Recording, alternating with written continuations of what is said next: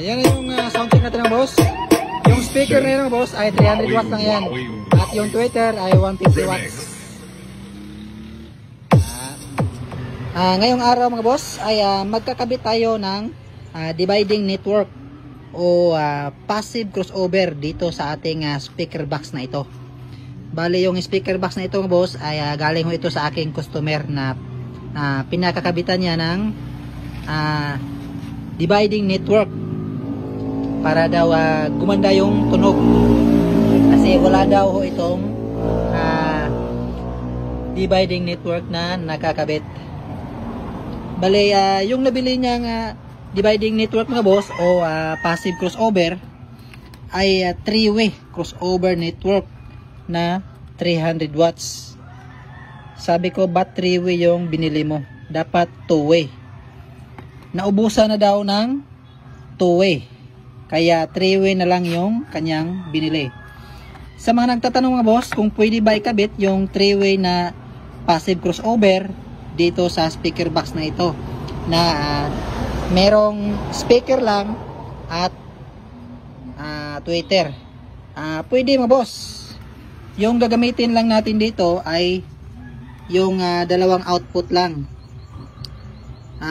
Ito yung input niya, in, yung positive at negative. At meron siyang output ng positive, negative ng yung W, woofer, at output ng mid. At itong huli ay sa tweeter. Kung gagamitin natin ito sa 2-way mga boss, o tweeter lang at speaker lang yung ikakabit natin dito, ay yung dalawang output lang ng woofer ito at tweeter. Pwede rin sa mid mga boss, pero ako mga best mas nagagandahan ako ng tunog dito sa woofer. Ito yung gagamitin natin sa dito natin ikakabit yung speaker at yung tweeter naman ay dito sa mighty na ito na tweeter. Yung mid ay hindi na natin yan gagamitin. Yung woofer lang at tweeter lang yung kakabitan natin. Ito yung speaker na gagamitin natin mga boss na ikakabit dito. Bali pang bahay lang daw niya ito mga boss. Yan maliit lang yung magnet. Datingin ko mga boss nasa 200 to 300 watts ata to or 150 kasi walang nakalagay na wattage. Tapos yung kanyang tweeter mga boss ay sa tingin ko nasa 150 watts din, maliit. At ito yung isang speaker box niya mga boss. Yan, tapos ko na itong lagyan ng dividing network. Kaya itong isa na lang ang hindi ko na lagyan. Yan, i-install natin itong dividing network na ito mga boss dito sa speaker box na ito. Yan, tapos na natin hinangin ito mga boss. Yung ating mga kinabit sa ating dividing network o passive crossover. Bali dito mga boss, dito tayo mauna sa input. Yan, meron diyang nakapangalan na in mga boss. Yan, in.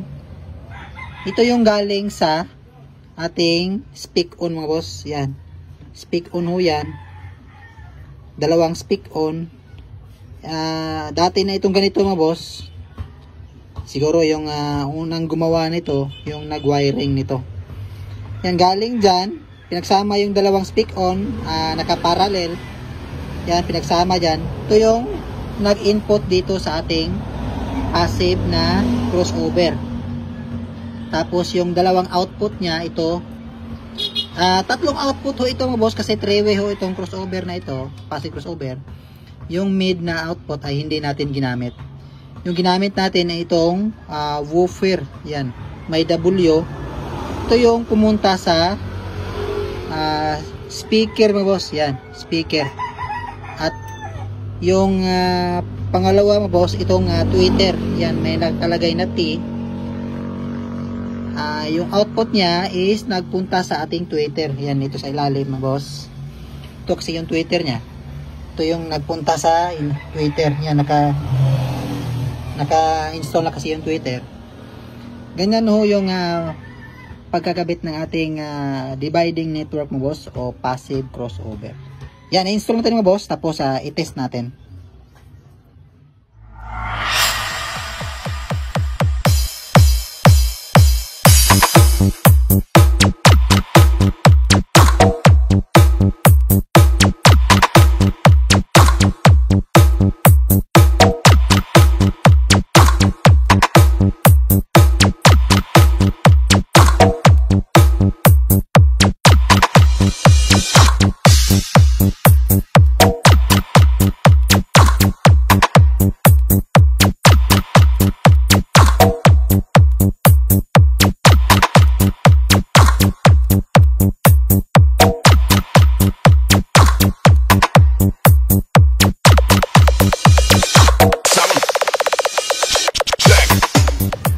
Yan, i-test natin itong bago nating nilagyan ng dividing network mga boss o passive crossover.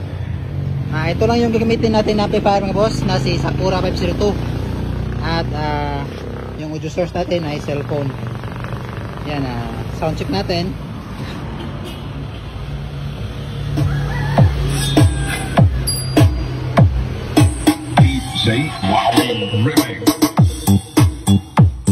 Yan na yung tunog nyo boss.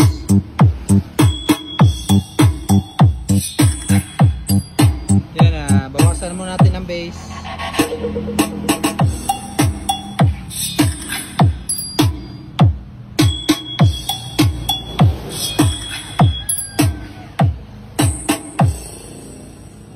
Bawasan natin ng mid at treble.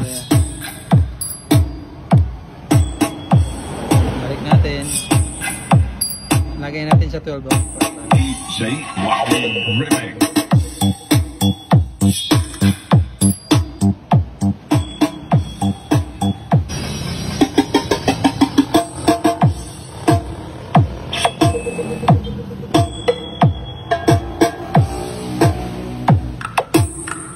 Yan na yung sound check natin ng boss.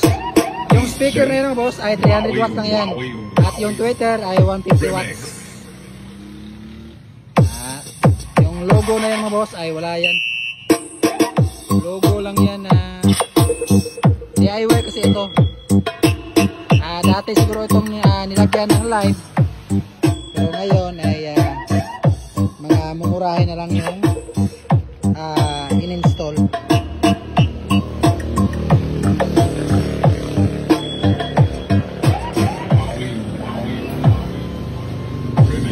Yan yung connection natin sa likod mo boss. 8 ohms, 1 speaker per channel. Yan, naka-speak ono yan. Punta dito at yung isa sa kabilang channel. Yan, yung naka-drive natin ay cellphone lang yung audio source natin.